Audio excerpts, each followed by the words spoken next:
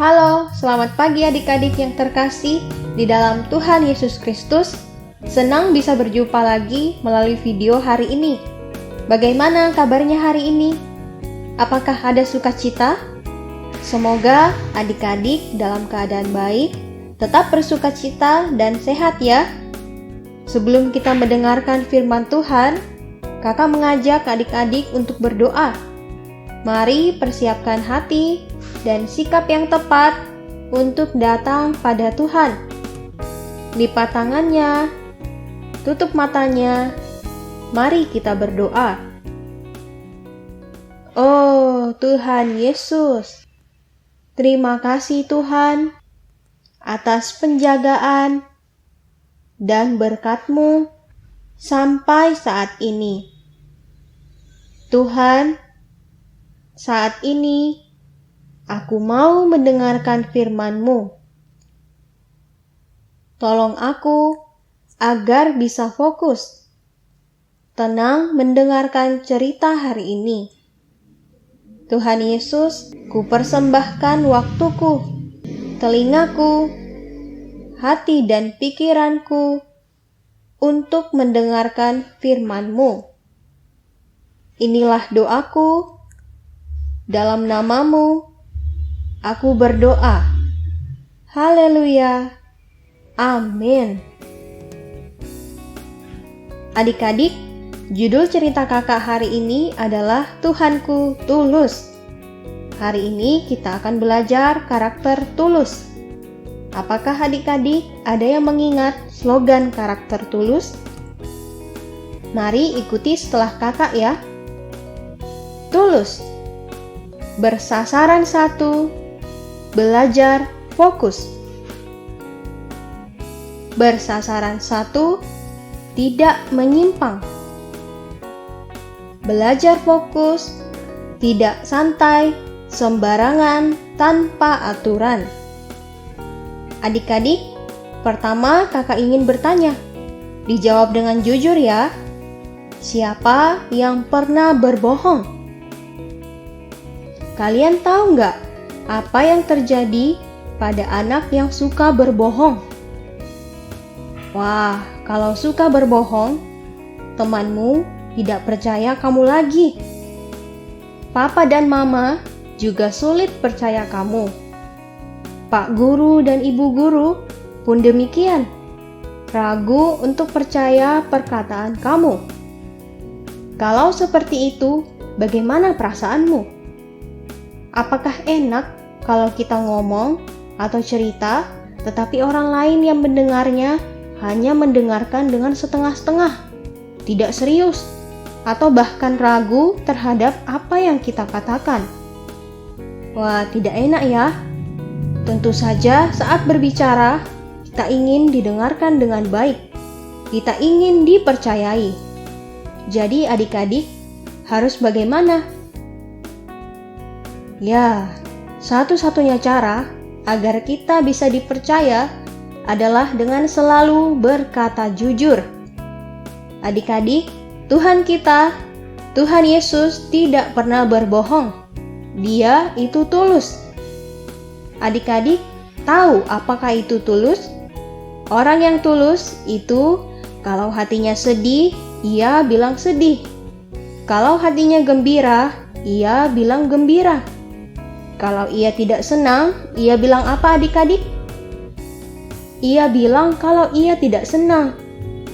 Wah, kalau ia mau memberi, ia memberi dengan sukacita, dengan tulus, tidak berpura-pura. Adik-adik, sebenarnya ada orang yang tidak suka memberi, tetapi karena merasa malu, ia dengan sangat terpaksa memberi sambil sedikit tersenyum. Nah, menurut adik-adik, apakah tindakan orang ini termasuk tulus? Tidak ya, tindakan ini termasuk berbohong. Ia berpura-pura memberi dengan sukacita, padahal di dalam hatinya ia merasa sangat terpaksa dan merasa tidak senang. Di dalam Alkitab, ada cerita mengenai orang yang seperti ini. Bukalah kitab Kisah Para Rasul pasal 5 ayat 1-10. Ada orang yang berpura-pura memberi, supaya semua orang mengira bahwa ia orang baik. Apakah Tuhan suka sikap seperti ini? Mari dengarkan cerita kakak selanjutnya. Nama orang itu adalah Ananias dan istrinya adalah Safira. Di daerah mereka tinggal, semua orang sangat cinta pada Tuhan. Karena mencintai Tuhan Yesus, mereka dengan tulus menjual rumah mereka dan memberikan hasil penjualannya untuk orang miskin. Mereka juga memberikan baju mereka atau makanan mereka untuk sesama anak Tuhan. Nah, adik-adik, Pak Ananias dan Ibu Safira menjual rumahnya juga. Tetapi mereka tidak ingin memberikan semuanya pada orang miskin. Namun, mereka ingin orang lain menganggap mereka tulus dan sangat baik hati. Wah, Ibu Safira berkata, "Ananias, kita juga harus memberikan uang seperti orang lain. Kalau tidak, nanti semua orang menganggap kita pelit." Pak Ananias menjawab, Ya, saya simpan dulu sebagian uang ini. Sekarang, saya akan bawa uang ini ke tempat ibadah. Mereka pasti mengira bahwa kita telah memberikan semua uang kita. Wah, adik-adik, apakah Pak Ananias dan Ibu Safira memberi dengan tulus? Tidak ya, mereka berpura-pura. Kelihatannya baik, tetapi sebenarnya itu hanya berpura-pura. Tuhan Yesus tidak suka perilaku seperti ini. Menurut adik-adik, apakah Tuhan tahu kalau mereka menyimpan sebagian uangnya dan berpura-pura? Ya, Tuhan Yesus tahu kalau mereka telah berbohong dan mereka mendapatkan hukuman dari Tuhan. Demikianlah cerita kakak hari ini. Adik-adik, apakah kalian mau berteman dengan orang yang perkataan dan tindakannya berbeda? Orang yang suka berpura-pura, berbohong, dan tidak tulus? Tidak ya, Tuhan Yesus pun tidak suka pada anak yang tidak tulus. Wah, adik-adik, jadi apa yang kalian dapatkan dari cerita kakak hari ini?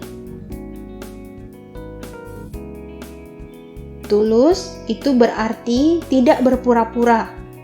Orang yang tulus itu dapat dipercaya. Tetapi orang yang tidak tulus tidak dapat dipercaya dan tidak disukai orang lain. Adik-adik harus ingat, Tuhan Yesus pasti menghukum semua orang yang tidak tulus. Mari belajar menjadi anak yang tulus, tidak berpura-pura. Untuk menutup cerita firman hari ini, kakak akan pimpin dalam doa. Ikuti kakak berdoa ya. Tuhan Yesus, terima kasih.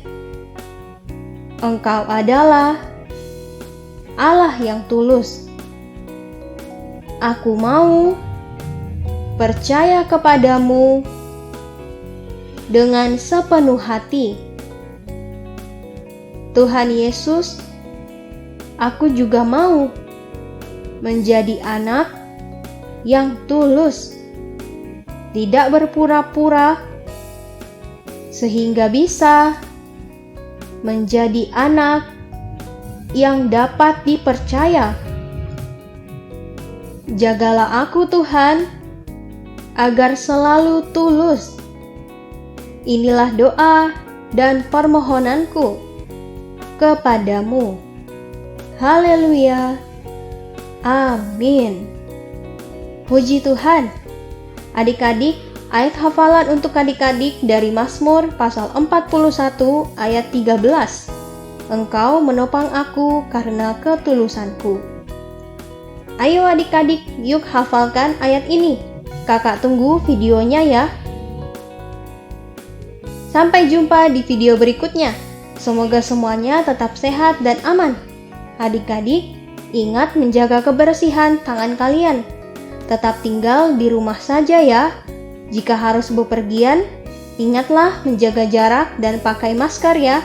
Tuhan Yesus memberkati adik-adik beserta keluarga. Petrus pasal 2 ayat 24. Ia sendiri telah memikul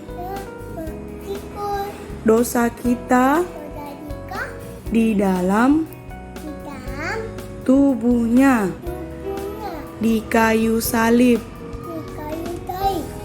Amin. Ayah, puji Tuhan. 1 Petrus pasal 2 ayat 24. Ia sendiri telah memikul dosa kita di dalam tubuhnya di kayu salib. Amin. Puji Tuhan. 1 Petrus pasal 2 ayat 24.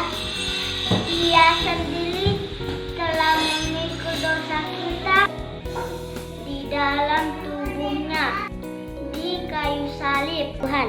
Amin. Haleluya. Puji Tuhan. 1 Petrus pasal 2 ayat 24. Ia sendiri telah memikul dosa kita di dalam tubuhnya di kayu salib. Amin. Haleluya. Puji Tuhan. 1 Petrus pasal 2 ayat 24. Ia sendiri telah memikul dosa kita di dalam tubuhnya di kayu salib. Amin. Teman-teman, selamat malam. Perkenalkan, nama saya Ida. 1 Samuel 3 ayat 10. Lalu datanglah Tuhan berdiri di sana dan memanggil seperti yang sudah-sudah. Samuel, Samuel. Dan Samuel menjawab, berbicaralah hamba-Mu ini.